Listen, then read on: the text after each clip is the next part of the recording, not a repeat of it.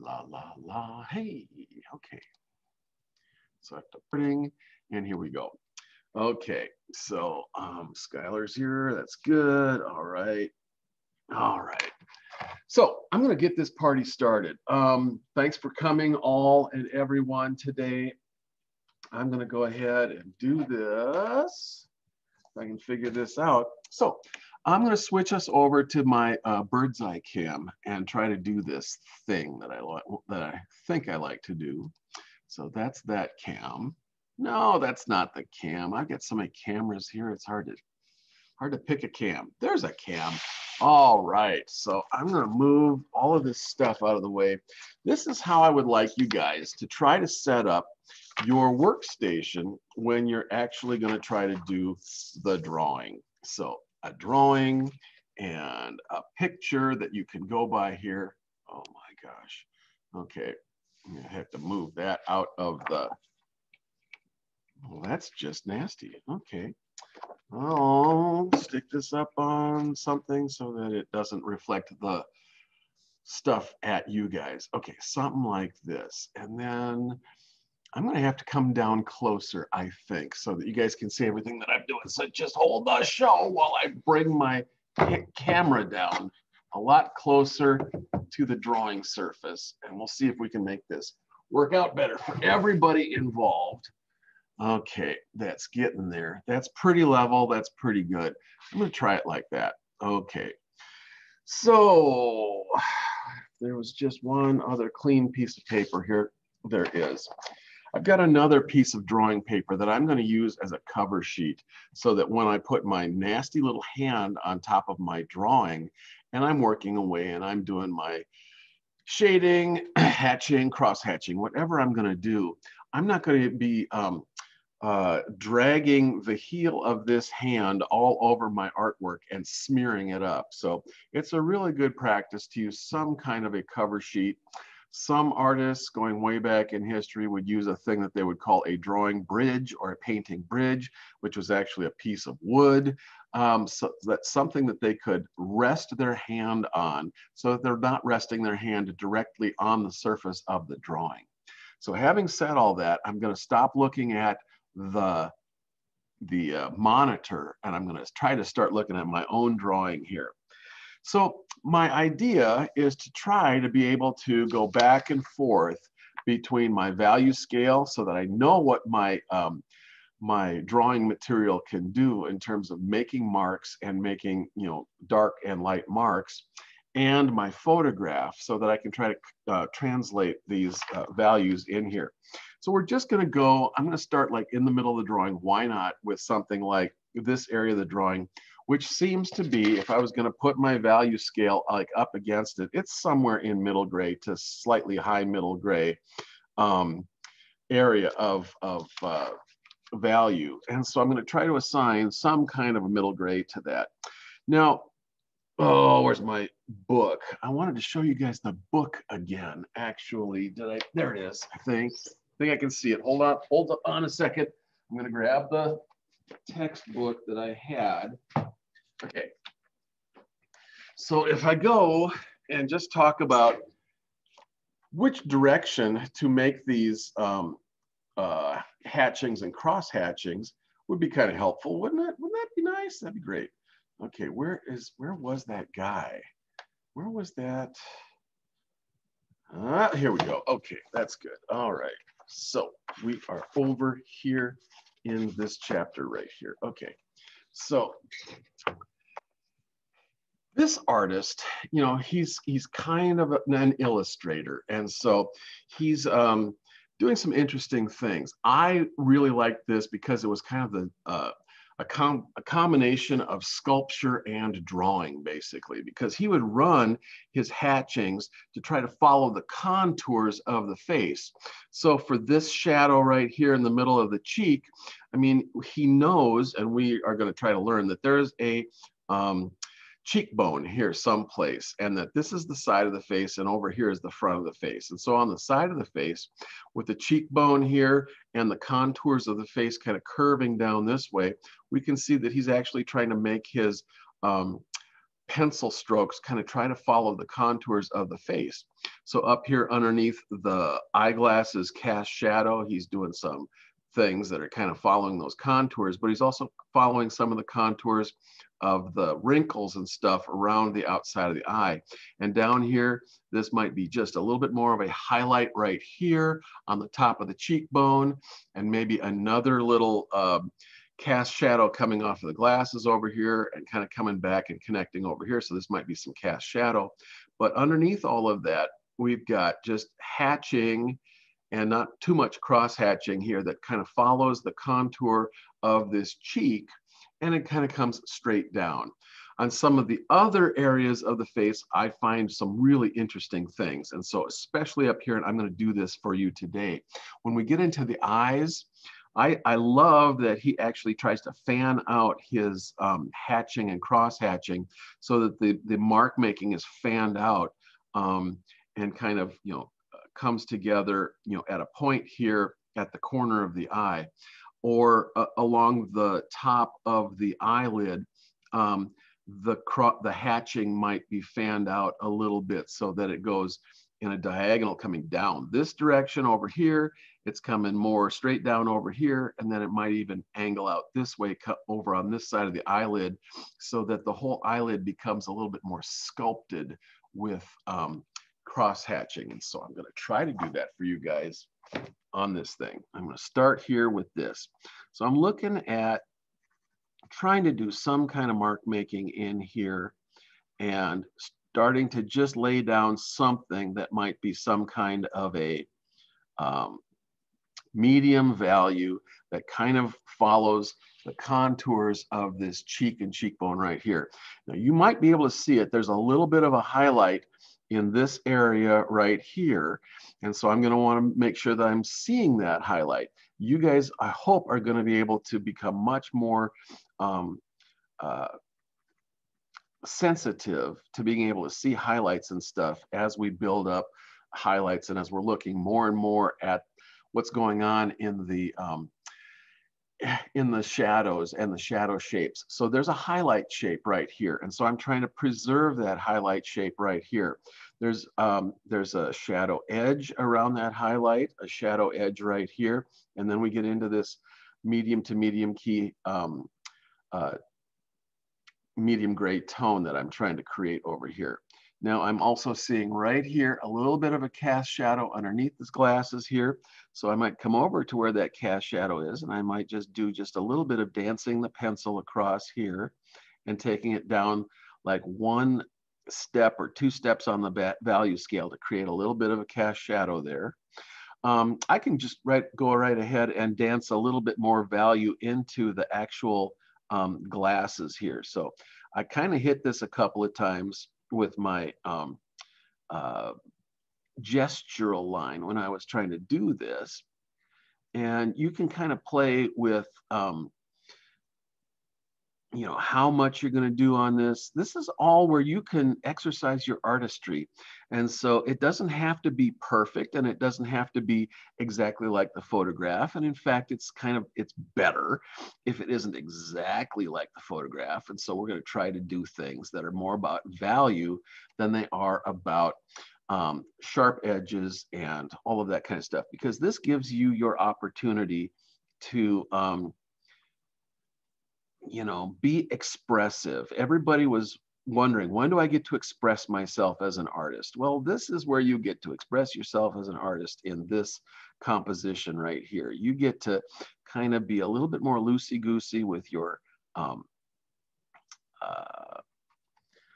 let's see, the kind of strokes that you're making with the pencil as you go. And so I'm just going to I'm dancing the pencil in here, and suddenly the values are what is holding the day, and it's no longer about the lines, the contour lines for any of these shapes, because what I'm going to be really interested in is trying to get values and value edges to be the thing that defines the drawing and make the contour lines just about disappear.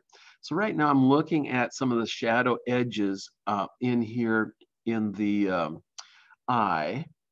And I'm looking at all of the sharp contrasty values in the eye. And I'm sorry that that isn't well illuminated for you so that you could see that better. I'm going to try to do something here that might make that a little bit better so that it reflects just a little bit more light to you guys. But what I'm going to do is try to see, there's a pupil in here and it has a photographic highlight in the middle of that pupil. So as I get the pupil dark, I want to maintain that little white dot of a photographic highlight on the outside of the what do we call it here, the iris of the eye, the colored portion of the eye. Mine is just it has a little bit of a darker edge to it, and so I'm going to do that, and then I might make the iris of the eye not quite so dark, so it might be a higher key value on the value scale. So the one thing about the eye that is really interesting is that there are a lot of high contrasting values that are kind of close to each other. And so you want to kind of pay attention to a little bit of that as we are building these values around the eye. Because if we have dark, dark values next to super white values, the whites of the eye are going to be higher key. The highlights on right here along the bottom of the top edge of the bottom eyelid are going to be high key. But there are going to be some low key values and shadows in here, and we want to just kind of go in there and kind of pick those out and make those dark so that we've got the corner of the eye being dark, and there's a shadow over here that's kind of dark. And we're going to try to play with this as a hatching and cross hatching kind of a thing as we go on here. And of course, you know, you can, as an artist, play with the idea of making yourself look even better. So you can make the eye look prettier. You can make the eye look more dramatic. You can give yourself a little bit of an arched eyebrow. You can relax your furrowed brows and all of that stuff. You can take 10 years off of your appearance if you want to. I think I'm going to go down here into this nostril area and just start to work the edge of this nostril. This is a sharply defined edge to this shadow shape right here. There's super lot of contrast between the light on the nose and the shadow in the nostril. So I wanted to try to take away the idea that there was a contour line here and replace that with the idea that there is just contrast happening. The shadow that is deeply defined then comes out and softens from a deep, deep key value to a medium key value by the time the shadow modulates and kind of comes out of the nose. There is a little bit of medium value shadow around the bottom of the nostril. There's going to be some medium value shadow in the smile line that kind of comes down here at the bottom of the cheek. And so we're going to start to establish some medium key value there. I'm just going to go ahead and keep going here. I see some deep values in the corners of the mouth and across this lip here. So I might have to just try to, you know, establish some deeper values in the corner of the mouth and there, which I might have to fix later on. But anyway, I had to get something down. There's a country western song. Sometimes you got to do something even if it's wrong. And that's a BR549 song. And so you got to start trying to get some things established, even if you have to go in and fix them later on and knock them back down with your eraser or something. We've got to get some things established. There's another just barely visible little edge to a cast shadow in the other nostril. And so something that's going to be just a little bit of a deep value over there is going to become the nostril. But I've got reflected light on the edge of this nose, and so I'm going to leave the very edge of the nose to have some reflected light down there and some medium key value happening across the bridge of the nose right there, and some medium key value starting to happen on the bridge on the side of the nose right here. And I don't know if you were able to see it. You might not. I have to bring you guys even in closer to see if you guys can see this. So we're going to come down closer. And I hope that I've got enough light on the subject so that you can see this. So Oh gosh, this is really tough. But I am using directional hatching and cross hatching here to try to follow the contours of the nose, so that on the bridge of my nose, I was going in this direction. On the side of the nose, I'm coming on a diagonal that's going in this direction. I'm going to pull that a little bit more this way. And I'm just playing, play with values and value shapes as I try to identify them and see them. I've got another medium to medium deep value smile line coming off the nose here. And so I'm just going to try to do stuff like that to try to find those values. There's an, oh, you guys can't see it over there. I have to try to do this so that you can see that there. Oh my God, okay. So now I'm looking at a deeper value over on the outside of the edge of this cheek over here. And so I'm going to come over here to the outside of the cheek right here, and I'm going to try to pull in that, in a little bit steeper hatching and cross hatching.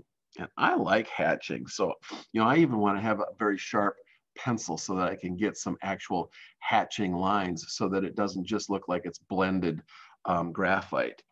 A little bit of that. I'm just going to kind of go up here and start dancing some value around in this eye here. So we got to have a little bit more value on this outside edge of this iris here.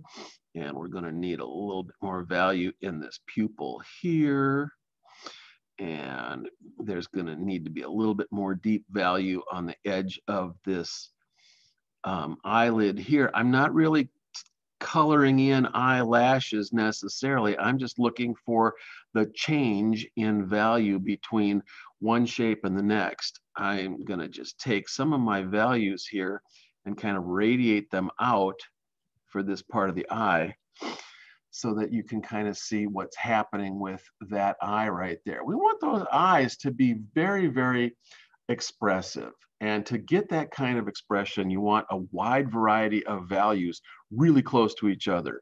The bright whites of the whites of the eye, the really deep shadows of all of the stuff that's happening where cast shadows are being cast, and everything in between. And so it gets to be a bunch of values that are really close together, and we don't want to muddy them up too much so that they can be very contrasty and expressive. We really want contrasty values around the eyes because that keeps them really sharp and really wonderful and everything.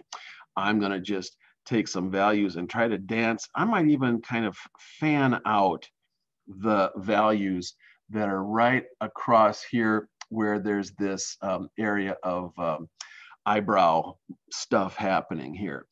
And over on the head, this wonderful bald head here, I might run a value down this direction. Over here on the temple, I may run the values in cross hatching that's going in that direction and this direction, like that. And way over here, there's a little bit of a dimple right over that eyebrow right here. So I'm going to try to do something like that. And so you can start to see that the face is starting to come alive as we find all of these medium key values and a few low, sharp, deeper key values and work them in. And then really, the two kinds of value edges that you're going to wind up with here. Oh, that one got a little bit low for some reason. I have to soften this value right here at the bottom edge. You're going to run into either sharply defined edges on a value, or you're going to wind up with amorphous shapes with amorphous values, edges. So, you'll either have to soften and modulate the edge of a shadow and a shadow edge and a shadow boundary, or you're going to really want to sharply define that shadow boundary. It all depends on how it presents in the actual photograph itself. Let's see, we've got some darker hair right up here that's higher key than the skin around it. And so right up in here, I don't know which direction I'm going to go. Maybe I'll go this direction. I'm going to try to just bring that in there with a little deeper key right there, because sometimes that deeper key stuff can also provide a little bit of balance. It provides a little bit of gravitas, a little bit of gravity for things. We've got the ear cartilage that we have to try to describe with either sharply defined shadow edges or softly defined shadow edges. So we're going to try to play with the idea of the shadows inside of that ear, shadows, highlights, trying to find where that deeper shadow might be and to what extent it has a sharply defined edge or to what extent it has a softly defined edge. And you're going to have to do that. So the bottom of this earlobe, I'm going to try to pick that out a little bit. And again, I'm kind of assigning values in here that I can fix. Either I can lighten them up with my eraser later on to fix them and bring them up higher, or I can deepen those values and bring them lower if I need to try to work with and create the values that are expressed in the photograph, trying to recap those values. They're not going to be perfect. I don't expect you to make your drawing to look exactly like the photograph. If anything, I'd like you to try to make your drawing better than the photograph. Try to make yourself just a little bit more spiffy, handsome, beautiful, more flattering as you start going.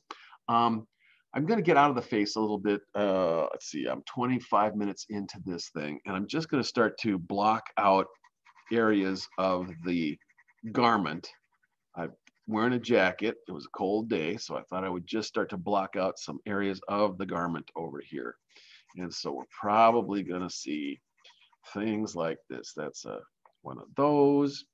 And this is even deeper because it's darker in the t-shirt area down here.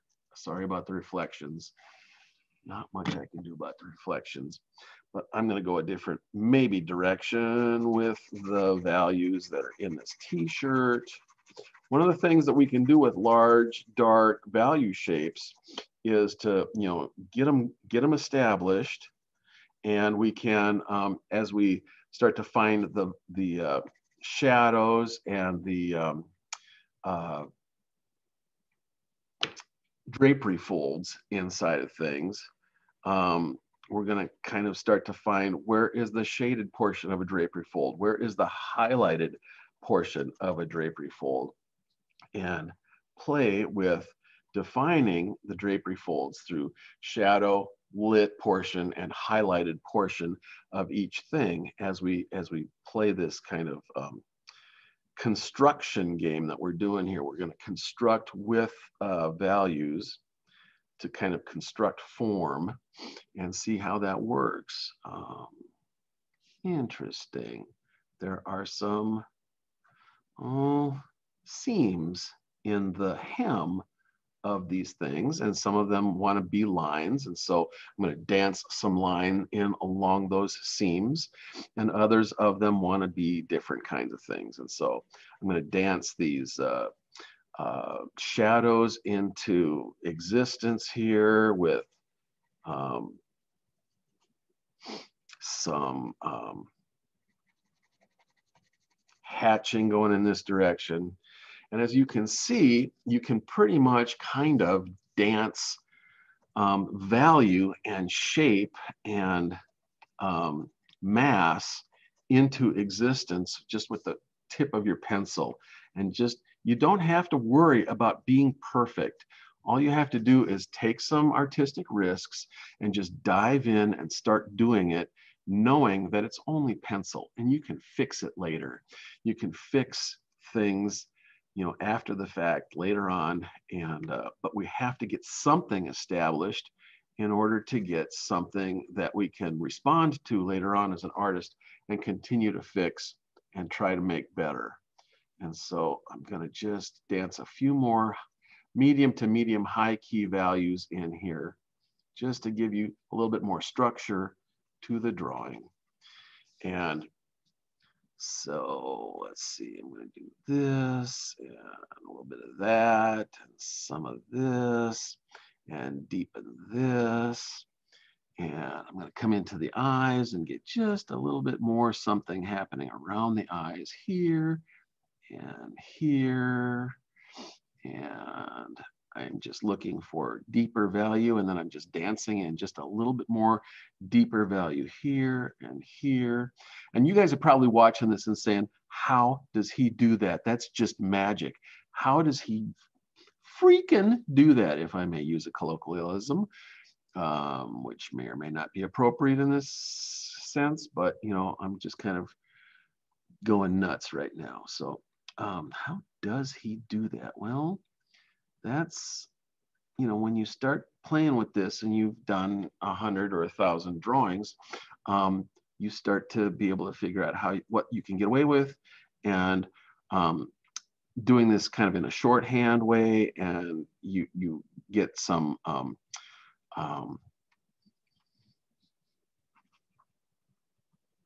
muscle memory going, and some other things. That this is a cast shadow here, cast by this bow on these glasses, this temple on the glasses. So we're just going to get this other temple on the glasses going here. Okay, so there's that.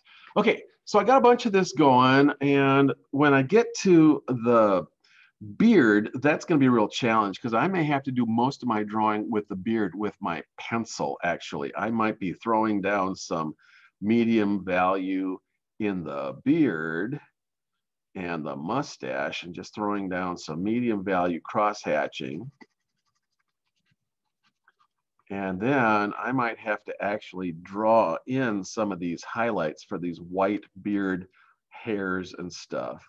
And so that's kind of, you know, the little trick that we do. Sometimes you draw with the pointy end of the pencil, and sometimes you have to draw with other parts of the pencil, like the eraser or other kinds of things, because right now I'm trying to draw white, and white is a kind of an interesting thing.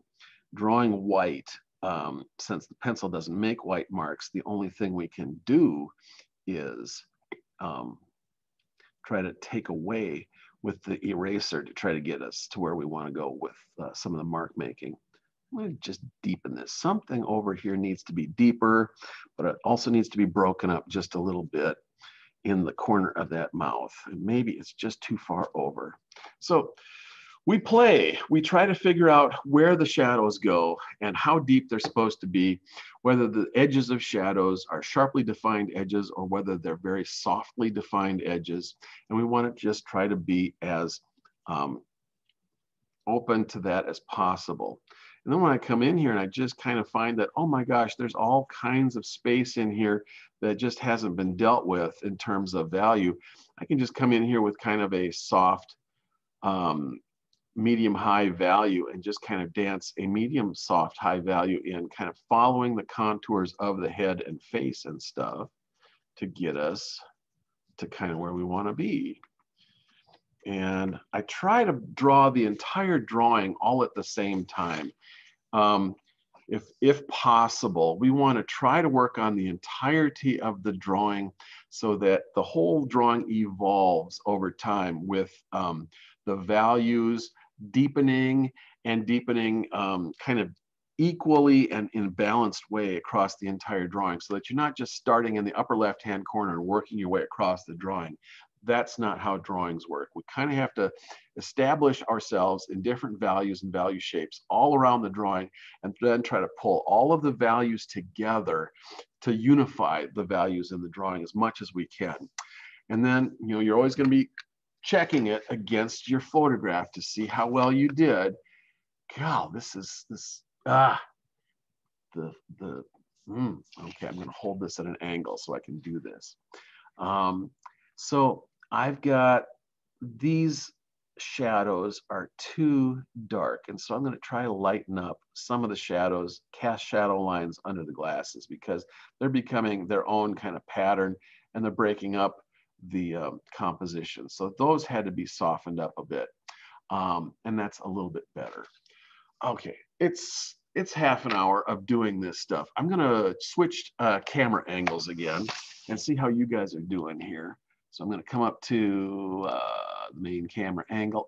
Oh, I can't see you because you're behind my my webcam. So I did all that stuff for you guys to see whether that was gonna be a good demonstration to get you guys started with this drawing process. Some of you have lots and lots of experience drawing, and you are looking at this like, this is no problem, this will be fun, I can do this. And others of you are like in sheer terror and horror right now because you've never drawn before and this all looked like it was magic.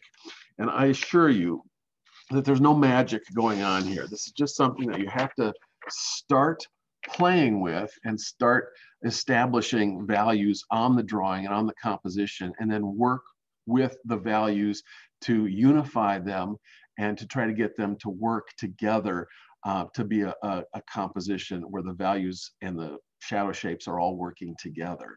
And so you just wind up trying to balance things out and try to unify the drawing so the whole drawing works together. But I am using the value scale and the photograph to try to work with the drawing, to try to build the drawing and to build up all my values and value shapes. So that's the basic thing. I want you guys to try to get established with a drawing. Do something to get some values onto your drawing. And then, you know, on Monday, we're going to come back and we're going to try to fix things. You can, on Monday, either take a photograph so that you've got a photograph open on your desktop for sharing, or you can try to hold up your drawing in front of the webcam and try to hold it up so that it's centered and that it's not moving around and stuff, so that you can try to ask me a question about your drawing. And then I can try to help pull you out of the weeds. I can say the shadow in the mouth is too sharp, or the shadow in the mouth is too deep, like my shadow is right now. And then I'll, you know, say, go back there and soften that shadow and pull out some of those values and break up the overall shape of that shadow. And then, you know, I've broken it up so that it's not a uniform or strong or continuous shadow shape. And then it's softened somewhat. And then it's working a little bit better in concert with the deep values in the glasses, in the eyes, and back in the ear, at least the auditory canal of the ear. And so that's what we're going to try to do. We're going to try to figure out how to balance the values throughout the composition so that they don't stick out or call undue attention to themselves or become focal points unless we want them to be a focal point. So, you know, that's kind of learning how to draw and also really appreciating what values do in a composition to kind of create structure in a composition and create balance in a composition and really factors of harmony that can hold the composition together. The value structure in a composition becomes the underlying structure, visual structure of that composition. So I know that sounds all really scary and whatnot, but if you guys can get a drawing started, we'll take a look at them on Monday and see how well you are doing. And that'll be wonderful. Some of you will blast this thing out over the weekend, and some of you will be working on it throughout next week. I expect everybody to put in a minimum of 4 hours on this drawing. Some of you who are really good drawers will be able to do it in 4 hours. Some of you, it'll take 6 or 8 hours of work to work on this drawing.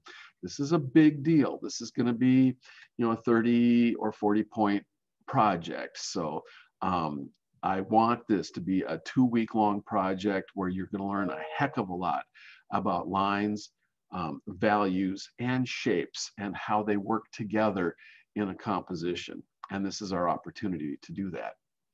Okay, so any questions? If you guys have any questions, go ahead and unmute those mics. Kiara, you have no mic, I guess, so you can't ask me a question. I've got the chat box open in case you wanted to type me a chat. If it's a private chat, I'll try not to say it out loud if I can see that it's a private message. But any questions about, Caprina, what's up? Does it matter at all, like, what paper that we use? Because I have some drawing paper that I like to use, and so I prefer it more than the Bristol board. Yeah, you can use any paper that you feel like you can make this work on. So I had to go with computer paper, thin bond computer paper, to be able to have this be translucent enough to trace the image from the photograph, from the printout of the photograph. If you are going to do something that's freehand, then you can draw it on any kind of paper you want. Art paper, drawing paper, you bet. You can use any paper that you'd like. If that paper seems to be thin enough so that you can actually use it in the method that I was showing to be able to trace the image from a photograph through a window, using the window as a light table, by all means use those cheater techniques to be able to accomplish that. But to get something where the drawing has a good set of proportions and forms that are somewhat lifelike, it just gets us closer to being able to do a drawing that is something of a, that has some possibility of looking like us as a drawing. Anyway, thanks, Caprina, for your question. Anybody else have any questions or comments on this? Otherwise, I can bring this to a close. Oh, there we go. Okay. All right. Like, there's a question about whether it has to be a self-portrait. And the answer is no, it does not have to be a self-portrait. I wanted this to be something that you cared about, that you had a lot of skin in the game, or that this was a pretty high stakes drawing. But if you want to draw a significant other or something like that, that would be great. I also was hoping that this could be a twofer, a two for the price of one thing, so that it would not only be a major project for this class, but that you could maybe give this away as a gift for the holidays. And so you could give this to a parent or significant other as a gift. So when you start to do a drawing that you're going to spend 6 or 8 hours on, you've got a significant amount of time caught up in that. So, but I want this to be a value study, and that you have some skin in the game, some stake in this, because, you know, if you care about the drawing, then you'll care about how successful it is, and you know, how, you know, and you won't just do it just because it's a make work project. So yeah, you can draw somebody else if you want. Okay, I think we're going to call it a day. Thank you so much. I hope you guys have a really good weekend. Stay dry. Sunday is going to be a nice day, so try to get out and get into the sunshine on Sunday if you can. Okay, and I will see you guys on Monday, and maybe we can talk about your drawings, the beginnings of your drawings on Monday. So goodbye for now. This is not letting me click out of here. Okay, and I'll see you on Monday.